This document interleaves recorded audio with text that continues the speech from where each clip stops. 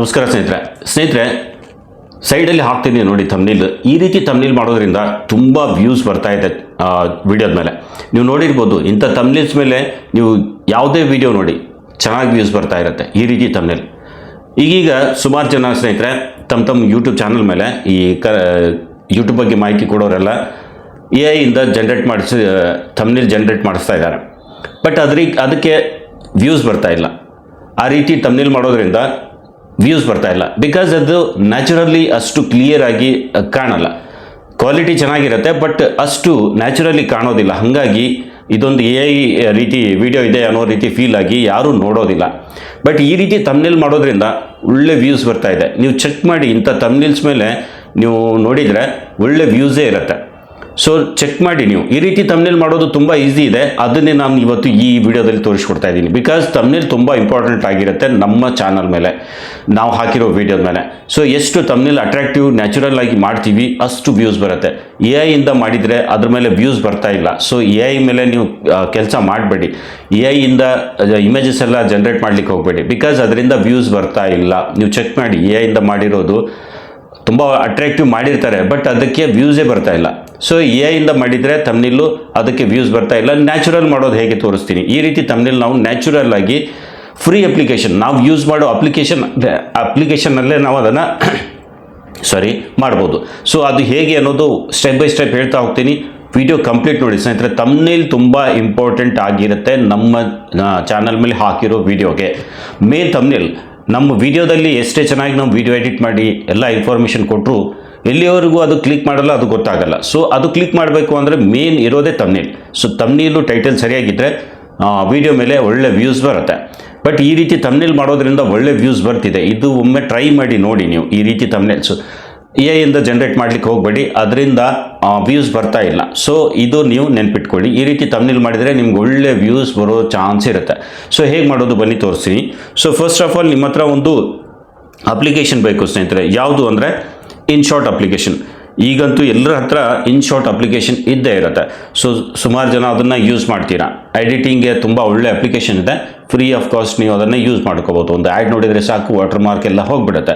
So ಅದನ್ನು use ಮಾಡಿಕೊಂಡು video ಕೂಡ ಕ್ರಿಯೇಟ್ ಮಾಡ್ಬೋದು, ಆಮೇಲೆ ಥಂಬ್ನೇಲ್ ಕೂಡ ಜನ್ರೇಟ್ ಮಾಡ್ಬೋದು. ಸೊ ಅದು ಹೇಗೆ ಅನ್ನೋದು ನಾನು ತೋರಿಸ್ತೀನಿ. InShot ಅಪ್ಲಿಕೇಶನ್ ಓಪನ್ ಮಾಡಿ. InShot ಅಪ್ಲಿಕೇಶನ್ ಓಪನ್ ಆದಮೇಲೆ ಇಲ್ಲಿ ನೋಡಿ ವಿಡಿಯೋ, ಫೋಟೋ, ಕಾಲೇಜ್ ಅಂತ ಬರುತ್ತೆ. ಸೊ ಕಾಲೇಜ್ ಮೇಲೆ ಕ್ಲಿಕ್ ಮಾಡಿ. ಕಾಲೇಜ್ ಮೇಲೆ ಕ್ಲಿಕ್ ಮಾಡಿದ ಮೇಲೆ ಫಸ್ಟಲ್ಲೇ ಇದೆ ಗ್ರಿಡ್ ಅಂತ. ಗ್ರಿಡ್ ಮೇಲೆ ಕ್ಲಿಕ್ ಮಾಡಿ. ಸೊ ಗ್ರಿಡ್ ಮೇಲೆ ಕ್ಲಿಕ್ ಮಾಡಿದರೆ ಇಲ್ಲಿ ಈ ರೀತಿ ನಿಮ್ಮ ಗ್ಯಾಲರಿ ಓಪನ್ ಆಗುತ್ತೆ. ಸೊ ನಿಮಗೆ ಯಾವ ಇದು ಬೇಕು, ಫೋಟೋಸ್ ಬೇಕು, ಅದೆಲ್ಲ ಸೆಲೆಕ್ಟ್ ಮಾಡಿ.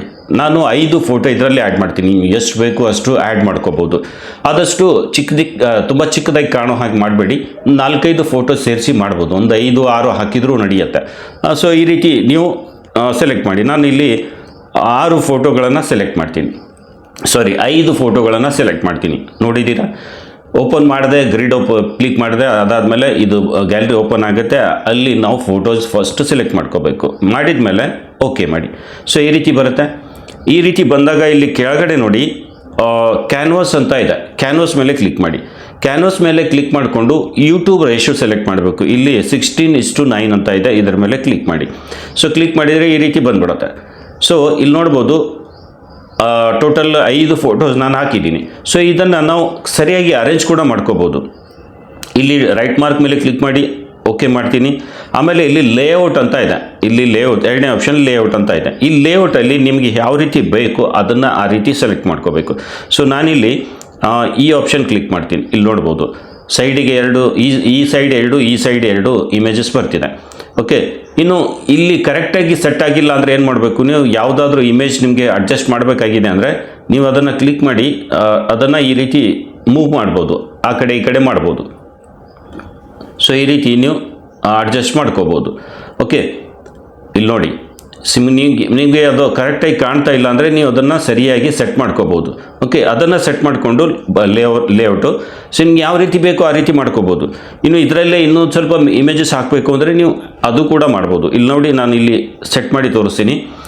ಇದು ಕೂಡ ಈ ರೀತಿ ಕೂಡ ಮಾಡ್ಬೋದು. ಮೇಲ್ಗಡೆ 2, ಕೆಳಗಡೆ 2, ಮಧ್ಯದಲ್ಲಿ 1, ಈ ರೀತಿ. ಯಾವ ರೀತಿ ನಿಮ್ಗೆ ಬೇಕೋ ಆ ರೀತಿ ಸೆಲೆಕ್ಟ್ ಮಾಡ್ಕೋಬೋದು. ಬಟ್ ಇದು ಒಂದು ಸ್ವಲ್ಪ ಚೆನ್ನಾಗಿರುತ್ತೆ, ಈ ರೀತಿ ಮಾಡ್ಕೊಳ್ಳಿ. ಓಕೆ, ಇದು ಮಾಡಿದ ಮೇಲೆ ಓಕೆ ಮಾಡಿ. ಇಲ್ಲಿ ಏನಾದರೂ ಮಿಸ್ಟೇಕ್ ಆಗಿದೆ, ಬೇರೆ ಇಮೇಜಸ್ ಏನಾದರೂ ಬೇಕಾಗಿದೆ ಅಂದರೆ ಆ ಇಮೇಜ್ ಮೇಲೆ ಈ ರೀತಿ ಟಚ್ ಮಾಡಿ. ಆಮೇಲೆ ಇಲ್ಲಿ ರೀಪ್ಲೇಸ್ ಅಂತ ಇರುತ್ತೆ, ರೀಪ್ಲೇಸ್ ಮೇಲೆ ಕ್ಲಿಕ್ ಮಾಡಿ ಬೇರೆ ಇಮೇಜಸ್ ಏನಾದರೂ ಬೇಕು ಅಂದರೆ ನೀವು ಆ್ಯಡ್ ಮಾಡ್ಕೋಬೋದು. ಈ ರೀತಿ ಮಾಡಿ ಅದನ್ನು ಅಡ್ಜಸ್ಟ್ ಮಾಡ್ಕೋಬೋದು. ಸೊ ಈ ರೀತಿ ನೀವು ಇದನ್ನು ಹಾಕ್ಬೋದು. ಇನ್ನು ಇಮೇಜಸ್ ಬೇಡ ಅಂದರೆ ರೀಪ್ಲೇಸ್ ಕೂಡ ಮಾಡ್ಕೊಂಡಿದ್ದೀರಾ. ಅದಾದಮೇಲೆ ಏನಾದರೂ ಸೆಟ್ಟಿಂಗ್ ಬೇಕು ಅಂದರೆ ಇದರಲ್ಲಿ ನೀವು ಎಲ್ಲನೂ ಮಾಡ್ಕೋಬೋದು. ಇಲ್ಲಿ ಇದ್ರ ಮೇಲೆ ಈ ಇಮೇಜ್ ಮೇಲೆ ಟಚ್ ಮಾಡಿದರೆ ಇಲ್ಲಿ ಕೆಳಗಡೆ ಸ್ವೈಪು, ಫ್ಲಿಪ್ಪು, ರೊಟೇಟು, ಕ್ರಾಪು, ರೀಪ್ಲೇಸು ಇದೆಲ್ಲ ಬರುತ್ತೆ. ಸೊ ಈ ರೀತಿ ಫ್ಲಿಪ್ ಕೂಡ ನೀವು ಮಾಡ್ಬೋದು ಈ ರೀತಿ. ಸೊ ನಿಮ್ಗೆ ಯಾವ ರೀತಿ ಬೇಕು ಆ ರೀತಿ ಅಡ್ಜಸ್ಟ್ ಮಾಡಿಕೊಂಡು, ಇನ್ನು ಇದಕ್ಕೆ ವೈಟ್ ಲೈನ್ ಕೊಡೋದಿರುತ್ತೆ. ಸೊ ಅದು ಏನು ಮಾಡಬೇಕು ಅಂದರೆ ಇಲ್ಲಿ ಬಾರ್ಡರ್ ಅಂತ ಇದೆ ನೋಡಿ, ಬಾರ್ಡರ್ ಮೇಲೆ ಕ್ಲಿಕ್ ಮಾಡಿ. ಸೊ ಇಲ್ಲಿ ನೋಡಿ ಬಾರ್ಡರ್ನಲ್ಲಿ ಇಲ್ಲಿ ಸೆಂಟ್ರಲ್ಲಿ ಒಂದು ಆಪ್ಷನ್ ಇದೆ. ನಾನು ಈ ರೀತಿ ಒಂದು ಸ್ವಲ್ಪ ಅಡ್ಜಸ್ಟ್ ಮಾಡ್ತೀನಿ. ಇಲ್ಲಿ ನೋಡಿ ಸೈಡಲ್ಲಿ ಬಾರ್ಡರ್ಸ್ ಎಲ್ಲ ಬಂತು. ಇನ್ನು ಕಾರ್ನರ್ಸ್ ಒಂದು ಸ್ವಲ್ಪ ಅಡ್ಜಸ್ಟ್ ರೌಂಡ್ ಶೇಪಲ್ಲಿ ಬರಬೇಕು ಆ ರೀತಿ. ಅದಾದಮೇಲೆ ಮೇಲ್ಗಡೆ ಸೆಂಟ್ರಲ್ಲಿನೂ ವೈಟ್ ಲೈನ್ಸ್ ಬರಬೇಕು, ಆ ರೀತಿ ನಾವು ಅಡ್ಜಸ್ಟ್ ಮಾಡೋದು. ಇಲ್ಲಿ ನೋಡಿ, ಸೊ ಜಸ್ಟ್ ಈ ರೀತಿ ನಾವು ಮಾಡಿದರೆ ಸೆಂಟ್ರಲ್ಲಿ ಲೈನ್ಸ್ ಬಂತು, ವೈಟ್ ಲೈನ್ಸು, ಸೈಡಲ್ಲಿ ಕಾರ್ನರ್ಸಲ್ಲಿ, ಆಮೇಲೆ ರೌಂಡ್ ಶೇಪಲ್ಲಿ ಬಂತು. ಸೊ ಶೇಪ್ ನಿಮ್ಗೆ ಯಾವ ರೀತಿ ಬೇಕು ಈ ಬಾರ್ಡರ್ನಲ್ಲಿ ಹೋಗಿ ಈ 3 ಅಡ್ಜಸ್ಟ್ಮೆಂಟ್ ನೀವು ಮಾಡ್ಕೋಬೋದು. ಈ ರೀತಿ ಎಷ್ಟು ಬೇಕೋ ಅಷ್ಟು ನೀವು ಕರೆಕ್ಟಾಗಿ ಅಡ್ಜಸ್ಟ್ ಮಾಡಿಕೊಂಡು, ಕಾರ್ನರ್ಸ್ ಇನ್ನೊಂದು ಸ್ವಲ್ಪ ಈ ರೀತಿ ರೌಂಡ್ ಶೇಪಲ್ಲಿ ಬರಬೇಕು ಅಂದರೆ ಆ ರೀತಿ ಮಾಡ್ಬೋದು. ಸೊ ನೋಡಿ ಎಷ್ಟು ಚೆನ್ನಾಗಿ ಕಾಣ್ತಿದೆ. ಸೊ ಸಿಂಪಲ್ಲಾಗಿ ನೀವು ಈ ರೀತಿ ನಿಮ್ಮ ಇದರಲ್ಲಿ ಇನ್ಶಾರ್ಟ್ ಅಪ್ಲಿಕೇಶನಲ್ಲಿ ಈ ರೀತಿ ಒಂದು ಥಂಬ್ನೇಲ್ ಕ್ರಿಯೇಟ್ ಮಾಡ್ಕೋಬೋದು. ಇದೆಲ್ಲ ಮಾಡಿದ ಮೇಲೆ ಜಸ್ಟ್ ಇಷ್ಟು ಮಾಡಿ.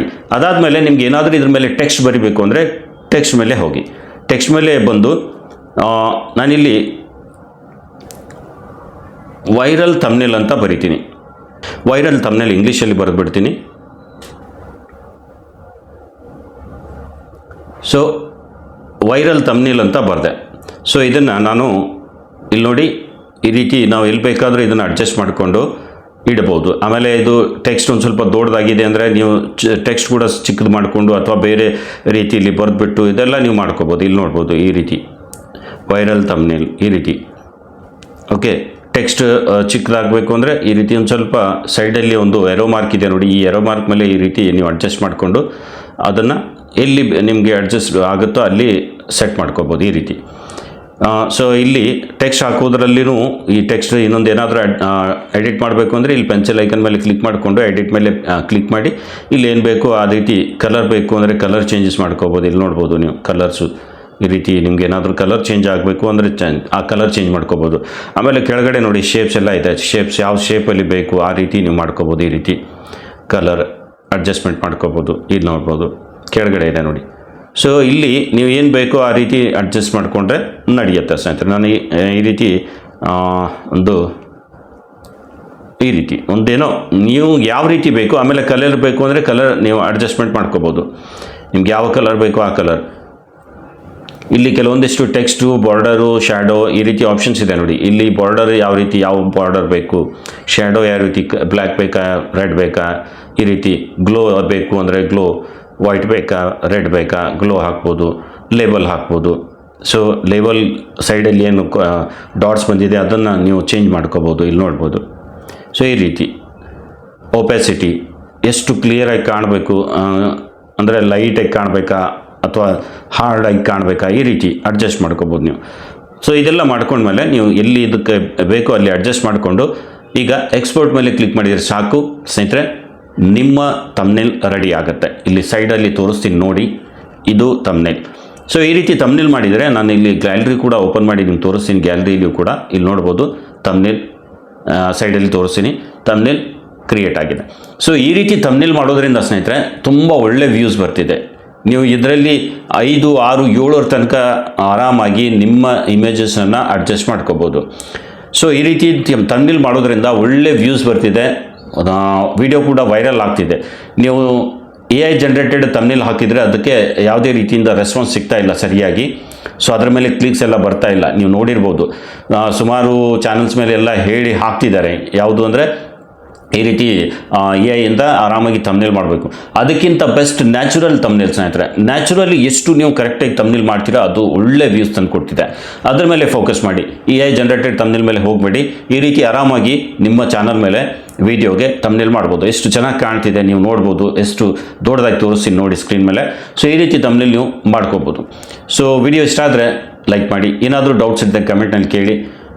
ಇಂಥದ್ದೇ ಯೂಟ್ಯೂಬ್ನ ಉಪಯುಕ್ತ ಮಾಹಿತಿಯ ವಿಡಿಯೋ ನೋಡಲು ಚಾನಲ್ ಕೂಡ ಸಬ್ಸ್ಕ್ರೈಬ್ ಮಾಡಿ ಅಂತ ಹೇಳ್ತಾ ಇವತ್ತಿನ ಈ ವಿಡಿಯೋಗೆ ಇಲ್ಲಿಗೆ ಎಂಡ್ ಮಾಡ್ತಾ ಇದ್ದೀನಿ. ನಮಸ್ಕಾರ ಸ್ನೇಹಿತರೆ.